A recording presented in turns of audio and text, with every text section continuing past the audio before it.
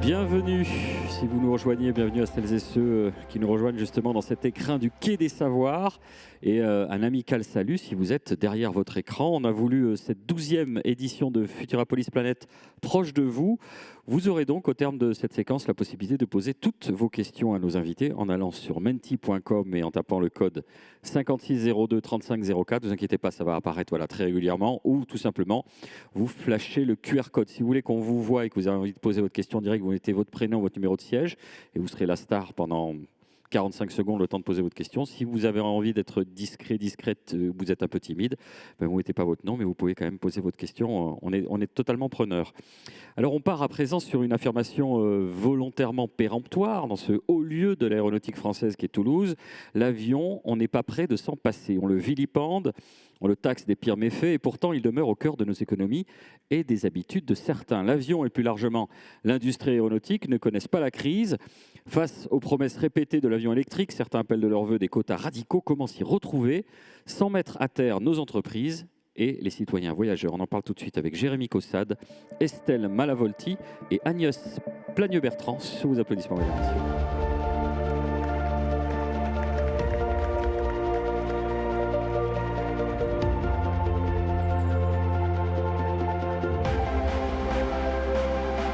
À ma droite, c'est Jérémy Caussade qui est président d'Aura Aéro. Bonjour. Bonjour. Estelle Malavolti, vous êtes professeure d'économie à l'ENAC et chercheuse associée à la Toulouse School of Economics. Bonjour. Bonjour. Et Agnès Plagneux-Bertrand, vous êtes vice-présidente de Toulouse Métropole, en charge de l'industrie, adjointe au maire, chargée des relations avec les acteurs économiques. Bonjour. On va commencer avec vous, Agnès. On sait, on vous connaît peut-être pas, tout le monde ne vous connaît pas encore, on va avoir le plaisir de vous découvrir, mais on sait que vous êtes une défenseuse de la filière. Alors, c'est une filière, l'avion, qui est montrée du doigt. Est-ce qu'on va continuer à se déplacer en avion ? Je commence tout de suite par la question principale. Écoutez, merci d'abord d'aborder ce sujet qui est très important et qui est particulièrement important à Toulouse. Alors moi j'ai envie de vous dire qu'on fait tous nos efforts, enfin la filière fait tous ses efforts et nous politiques nous faisons en sorte qu'elle trouve les moyens de faire cette révolution qu'elle a entreprise pour pouvoir améliorer la performance des avions et permettre ainsi un meilleur bilan environnemental des futurs avions. Donc ils travaillent tous d'arrache-pied. Jérémy Caussade vous expliquera plus en détail puisqu'il est au cœur du sujet qu'effectivement il y a plusieurs phases qui sont identifiées. Il y a une première phase qui va consister d'abord à renouveler les flottes actuelles pour mettre des avions plus récents qui sont beaucoup plus sobres que ceux qui étaient utilisés il y a longtemps. Je précise que la durée de vie d'un avion, c'est pratiquement 40 ans, quoi. Donc, en termes de durabilité, d'usage, c'est pas un produit qui est recyclé tous les 4 matins. Donc déjà, c'est un produit extrêmement fiable et durable. Donc voilà, donc déjà un premier point qu'il faut quand même souligner. Deuxième chose, il faut retravailler sur les carburants, puisque bien évidemment, on a actuellement des carburants d'origine fossile et petit à petit, il va être possible de les substituer à des carburants d'origine organique, sans bien évidemment compromettre des cultures vivrières. Il va falloir aussi peut-être travailler sur ce qu'on appelle du e-kérosène, qui va donc consister à fabriquer du kérosène de façon synthétique à partir de capture notamment de CO2. Donc ce sont des voies qui sont absolument importantes et sur lesquelles on peut voir des débouchés à très court, voire moyen terme. Et ensuite, il y a effectivement des innovations de rupture qui vont intervenir plus tard. Et là, on travaille plutôt sur des nouvelles sortes de propulsion, mais avec des angles extrêmement vastes. C'est-à-dire que les gens se concentrent beaucoup sur les nouvelles façons de propulser l'avion, et notamment l'hydrogène, sur lesquelles tout le monde ne parle que de ça.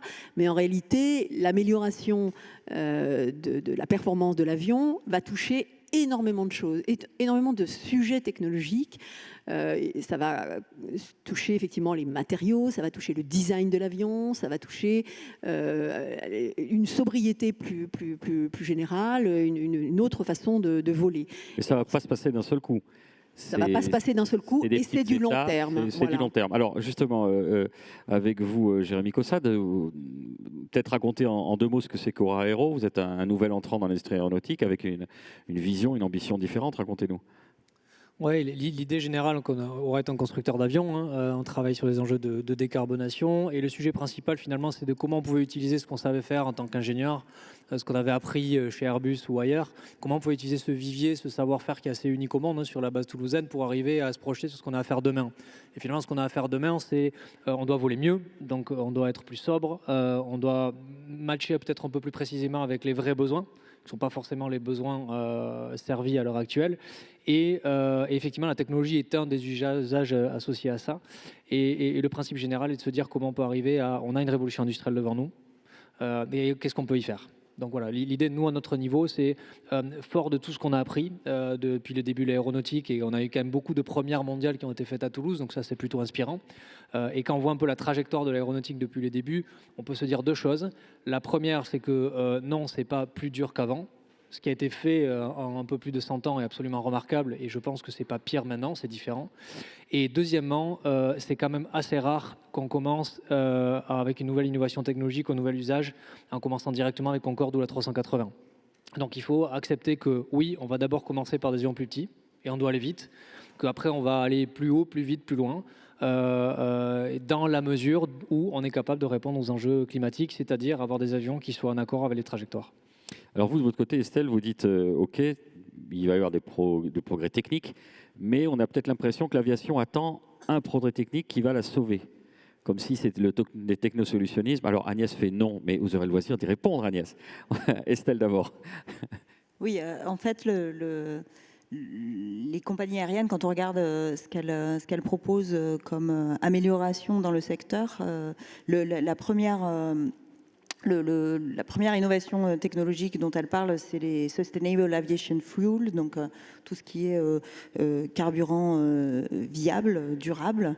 Or, à l'heure actuelle, on sait que ça va coûter énormément à la filière. Ça va être reporté aussi sur le prix du billet, ce qui risque grandement de perturber l'organisation du secteur et qui va voyager in fine. Donc, c'est pas du tout gagné. Et quand on parle d'innovation de rupture, à l'heure actuelle, peut-être, enfin, si par exemple, je prends une image volontairement marquante, si on décide de mettre un avion électrique entre Toulouse et Paris, le poids des batteries serait tel que on pourrait le faire techniquement, mais le poids des batteries serait tel que de toute façon on ne pourrait prendre aucun passager, donc ce ne serait pas très utile. Donc ce que je veux dire par là, c'est que les innovations technologiques, elles peuvent exister, elles ne sont pas encore matures, elles ne sont pas encore prêtes, et effectivement on ne peut pas simplement attendre de se reposer sur ces innovations pour changer quelque chose dans le secteur. Mais est-ce que le secteur aérien, il n'est pas pris entre le marteau et l'enclume ? On le dit, vous êtes responsable de près de 3% des gaz à effet de serre, vous avez un rôle d'exemplarité, vous dépensez beaucoup d'énergie, et en même temps, vous dites, les solutions techniques n'existent pas, il faut quand même laisser le temps à l'émergence de solutions. On a l'impression que c'est pas possible, c'est pas viable, donc faut faire quoi alors ? Faut arrêter l'avion, Non, mais dans tous les cas, quand on regarde également qui voyage, on s'adresse à assez peu de personnes. Au total, ça représente le nombre de passagers par an, représente 55% de la population mondiale. On pourrait se dire que c'est un chiffre conséquent. Mais quand on va dans le détail des chiffres, ça ne représente que 11% au total de la population mondiale. Donc vous sous-entendez qu'il y a une inégalité d'accès au transport aérien. Alors, ce n'est pas du tout l'analyse d'Agnès Vertan. Quand on a préparé cet échange, elle m'avait fait une petite devinette. Elle m'avait dit, vous allez le faire après l'été 2021, après le Covid. Quelle est la destination qui a eu connu le plus gros rebond ? Oui, alors c'est ce que je voulais dire. C'est que il ne faut pas oublier quand même qu'on est une espèce qui a besoin d'être au contact des autres. Et je soulignais tout à l'heure que la période du Covid a été en grandeur réelle une configuration qui nous a montré quelles étaient les conséquences de nous priver du contact des gens des gens qu'on côtoie quotidiennement, voire de notre famille. Et on peut dire, notamment au niveau de la population étudiante, par exemple, qui n'a plus vu personne pour certains pendant des mois, ça a été un traumatisme énorme. C'est-à-dire le fait de ne pas arriver à côtoyer d'autres personnes. Nous, les humains, on a besoin de ça. Et je voulais, pour illustrer ça, moi je suis administratrice de l'aéroport Toulouse-Blagnac et pendant la période du Covid, tout s'est arrêté, comme tout le monde le sait, et ça a repris petit à petit. Et la période, l'été entre 2021, l'été de 2021 a connu une progression du trafic. On a pu de nouveau voyager. Et chaque fois, je pose la question, est-ce que vous savez quelle est la destination qui a eu la plus forte croissance? Parce que on lutte un petit peu contre les idées. Voilà, alors les avions, c'est que pour les riches, c'est que pour aller passer un week-end, à faire la fête, Dieu sait où, on prend l'avion le vendredi, on rentre le dimanche. Mais la réalité, c'est pas celle-là, quoi. Et quand on demande quelle est la destination donc, qui a eu le plus de forte croissance pendant cet été-là, c'est l'Algérie, à partir de Toulouse. Donc, les gens qui ont pris l'avion, ce n'est ni des populations qui sont connues pour être extrêmement riches, ni voilà, des gens qui vont juste passer le week-end pour s'amuser et qui reviennent chez eux. C'est juste des gens qui avaient besoin de voir leur famille, qui ont souffert parce que quelqu'un de proche est mort, quelqu'un de proche a eu un événement au contraire heureux, et ils n'ont pas pu s'y rendre. Et honnêtement, moi, ça m'est arrivé, j'ai perdu quelqu'un pendant le Covid qui m'était cher, je n'ai pas pu aller à l'enterrement, j'y pense encore, quoi. C'est quelque chose voilà, qui, dans l'être humain, ne peut pas supporter de ne pas être en contact avec les autres. Donc, on a le devoir. Alors là, je voulais rebondir aussi sur ce que disait Jérémy, c'est qu'on parle de l'aviation, mais on ne peut pas parler non plus de l'aviation en général. Il va y avoir effectivement des progrès, des avions régionaux, des petits avions qui vont permettre de faire des transports peut-être plus facilement décarbonés. Par contre, pour faire traverser l'Atlantique, moi vivante, je ne verrai pas d'avion décarboné qui va traverser l'Atlantique. Il ne faut pas faire de fausses promesses. Pas possible. Alors comment ça se découpe justement? Je voulais juste terminer sur un tout petit truc. C'est que Jérémy disait, on va plus loin, plus vite. Et je me disais, peut-être pour les avions régionaux, justement, on va peut-être aller moins loin et moins vite. C'est-à-dire qu'en volant moins vite, on va aussi moins consommer. En volant plus bas, on va aussi moins consommer. Et on va peut-être avoir... Il y a des gens qui ne peuvent pas faire autrement que de prendre l'avion. Quand vous habitez sur une île et que cette île est loin de tout, vous ne pouvez pas prendre le train, quoi. Donc il va peut-être falloir leur faire de la place. D'accord. Jérémy, comment on fait? Alors justement, ça va dans le sens... votre démarche et votre politique va dans le sens de ce que vient de dire Agnès Pinel-Bertrand. Vous souhaitez travailler sur l'intensité carbone de l'heure de vol et vous pensez qu'à terme, s'il reste qu'une seule aviation, elle sera à l'échelle régionale? Non, en fait, je suis d'accord. Quand je dis plus vite, plus haut, plus loin, c'est l'évolution technologique de base. On commence d'abord par quelque chose qu'on est capable de maîtriser. Et je peux citer effectivement le cas de l'aviation régionale, où effectivement on n'a pas besoin d'aller très vite, on ne va pas très loin. Et du coup, on n'a pas besoin d'aller très haut non plus. Donc, et ça rend du coup beaucoup plus faisable la chose. Je pense qu'il ne faut pas avoir une vision statique des choses. Si on se dit, est-ce qu'on fait un 320 électrique, ça n'a aucun sens. On est bien d'accord, mais sauf que ce n'est pas la question en fait qui est posée. La question, c'est quel est le niveau de granularité pour quel moyen de transport on veut avoir et qu'est-ce qu'on est capable de faire. Donc, sans faire des promesses qu'on n'est pas capable de tenir, qu'est-ce qu'on est capable de faire? Au même titre que prendre une Toyota pour traverser tous les jours la France n'a aucun sens. Avoir un avion hybride ou tout électrique pour faire des vols relativement longs n'a absolument aucun sens. Et ça, la physique est têtue. On peut se battre contre beaucoup de choses, mais pas contre la physique. Donc oui, la vision régionale fait sens. Des exemples terribles pendant le Covid, il y en a eu beaucoup. On peut citer l'exemple d'Air Tahiti avec tous les avions arrêtés, le nombre de femmes qui sont décédées parce que les couches passaient mal dans les îles, explosé. Et des exemples comme ça, il y en a beaucoup. Donc finalement, très, très simplement, moi je suis qu'ingénieur. Je sais quelles sont les armes qu'on a à notre disposition, sur lesquelles on peut travailler, sur lesquelles on peut faire quelque chose. C'est un mot qui, des fois, est un peu un gros mot dans certaines bouches. Je pense qu'il est très positif pour nous. C'est un cas industriel. C'est un challenge industriel. La métrique de succès pour nous, c'est le nombre d'avions qu'on va être capable de mettre sur le marché qui répondent à un besoin. Qui, en remplaçant des vieux avions ou répondant à un besoin non assouvi ou par un moyen qui est moins efficace, on fait mieux. Donc, finalement, qu'est-ce qu'on a ? On a des avions plus électriques, ça c'est quelque chose assez courant, c'est pas forcément que sur la motorisation. Les systèmes sont importants. Pour avoir des avions plus sobres, il faut des avions plus intelligents, qui collaborent un peu plus, dans lesquels on récupère plus de données. Et la technologie ne résoudra pas tout, c'est sûr, mais ce qui est sûr, c'est que par contre, si on ne la prend pas pour ce qu'elle est et pour ce qu'elle peut apporter, eh ben on peut très rapidement se retrouver dans la situation dans laquelle on est côté automobile, où d'un côté on se dit il faut qu'on arrête les véhicules thermiques avant 2035, moi je ne suis pas à juger si c'est bien ou mal, Et une fois que ça a été décidé, une bonne partie du secteur automobile a passé plus de temps à expliquer pourquoi c'était vraiment terrible et pas à innover. Résultat des courses, on se retrouve avec des voitures chinoises. Et donc, sur l'aéronautique, je pense qu'on a encore cette capacité à se dire, à regarder les choses en face. On n'a pas commencé notre révolution, ou on l'a commencé à peine. Il faut qu'on accélère, il faut qu'on soit efficace, on n'a pas le droit de se louper. Maintenant, le socle de compétences qu'on a sur Toulouse et ailleurs d'ailleurs, mais en tout cas en Europe, il est là et il faut l'utiliser pour ce qu'il est. On est là pour apporter des réponses à des besoins clairement identifiés, c'est tout. Alors Estelle, plusieurs réponses à ce qui vient d'être dit, je vous voyais réagir. Oui, déjà peut-être rebondir aussi sur pourquoi l'utilisation de l'avion plutôt que l'utilisation d'un autre mode de transport. L'idée, c'est pas d'empêcher les gens de se déplacer, de restreindre la mobilité. C'est un droit fondamental de l'Europe, par exemple. On a donc décidé, quand on a fondé l'Europe, que c'était un des droits fondamentaux. C'est pas pour rien. Malgré tout, je pense qu'il faut réfléchir à la mobilité dans son ensemble. Et à ce moment-là, moi, j'appelle à plus de coordination entre les différents modes de transport. Le train, et notamment pour les courtes ou moyennes distances, en Europe, le maillage est suffisant. Il faut encore le développer, mais ça pourrait être une piste intéressante, notamment parce que ça permet de traiter des masses de voyageurs un petit peu plus importantes que de l'avion point à point. En revanche, il faut repenser une intermodalité. Oui, repenser l'intermodalité et la coordination entre les différents partenaires.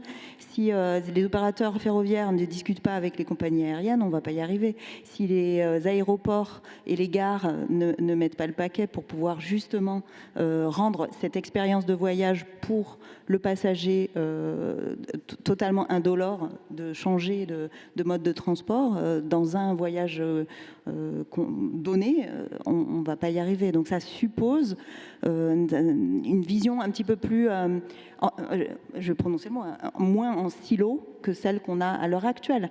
Certes, l'aviation doit réaliser sa transition et sa révolution même par rapport à l'environnement, mais elle ne le fera pas seule. Il faut qu'elle le fasse avec les autres secteurs en se centrant sur la mobilité. Vous dites d'ailleurs que ce n'est pas une idée nouvelle, puisque vous m'avez appris qu'il existe une gare TGV dans les sous-sols d'Orly. Exactement. Qui n'a pas été exploité, qui a été envisagé par les politiques et les décideurs et qui... Depuis les années 70, quand Orly a été rénové en 70, ils ont construit une gare TGV dans les sous-sols qui n'ont jamais ouverte. Alors Agnès Pallier-Bertrand, vous ne saviez peut-être pas, vous le découvrez aussi ?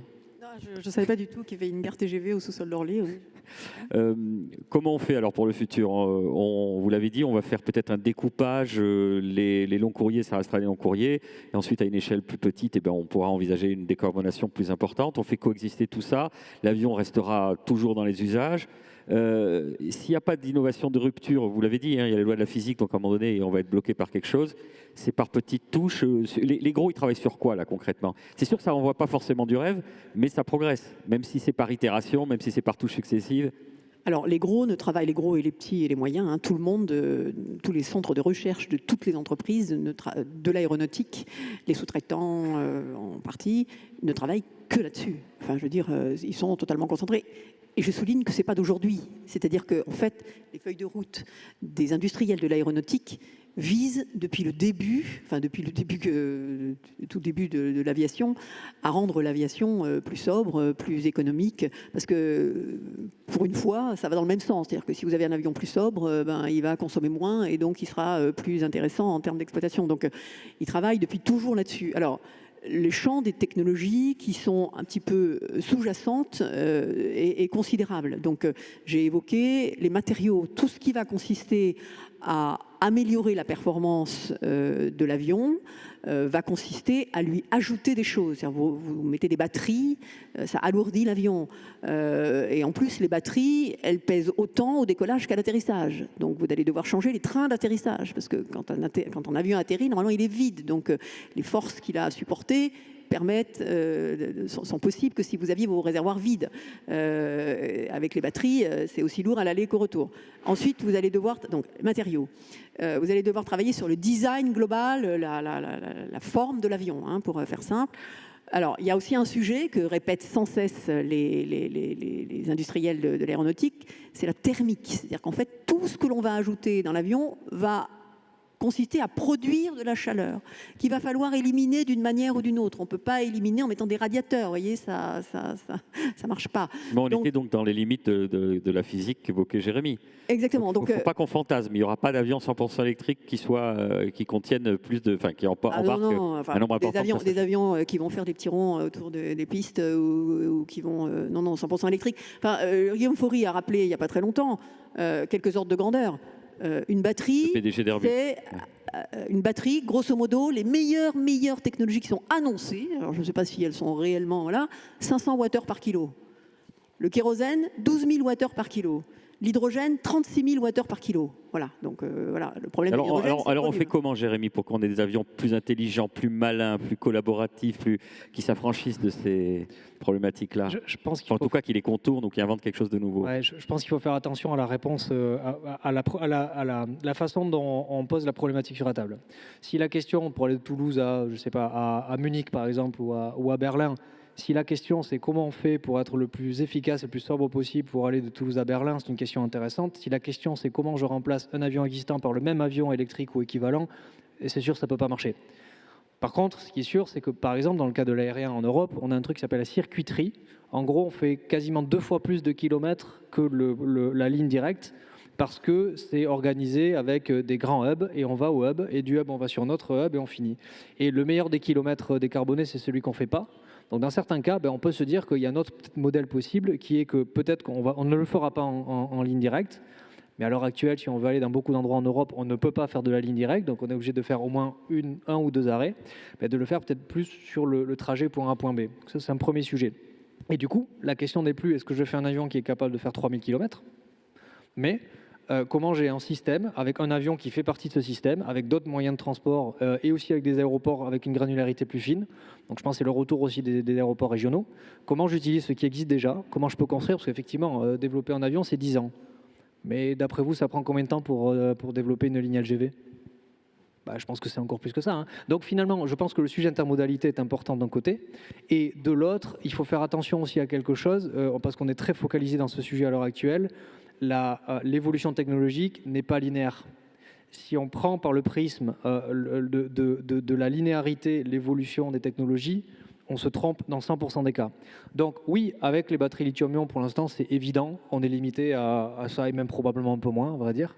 Mais on a des moyens de contourner et qui est notamment d'utiliser l'hybride. Par exemple, je fais pas de la réclame pour une solution en particulier, mais par exemple, dans le cas de l'hybride, quel est l'intérêt, indépendamment de l'efficacité qui doit être le premier sujet ? Eh bien, c'est que ça permet d'avoir un peu d'essence et un peu d'électricité. Ça serait une des premières fois dans notre histoire qu'on est capable de produire et de maîtriser une partie de l'énergie qu'on met dans nos moyens de transport. C'est pas rien. Donc, c'est pas parfait, mais c'est pas linéaire. Et ce qui est sûr, c'est que si par contre, nous, on met pas et l'argent, l'effort, les étudiants, les centres de recherche et les industries sur le sujet, on ne le fera rien. 2, quelqu'un d'autre le fera à notre place. Et après, on se retrouve avec le sujet de, où c'est qu'on a créé les nouveaux emplois. Estelle, vous souhaitez réagir ? Oui, juste pour replacer le débat aussi de pourquoi est-ce qu'on fait tout ça.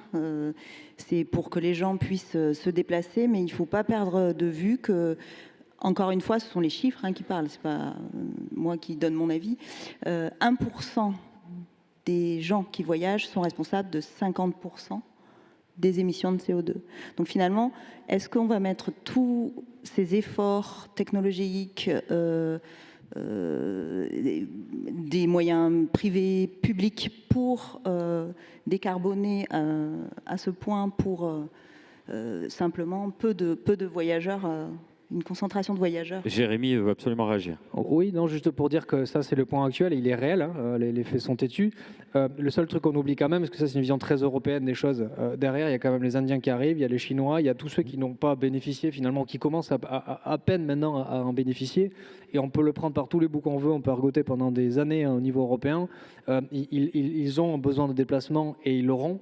Et donc la technologie ne résout pas tout, on est bien d'accord. Mais en attendant, si on n'est pas capable d'arriver à avoir des réponses dans le temps qui permettent d'aller vers quelque chose de mieux, ce qui est sûr, c'est que des avions, ils les achèteront, ils les opéreront et ils émettront. exactement comme on l'a fait depuis des décennies. Donc je pense qu'il y a ces deux sujets. C'est le sujet que pour les riches a ses limites quand même comme exercice. Le sujet de est-ce que tout le monde peut voler, il est réel. Tout le monde ne peut pas voler.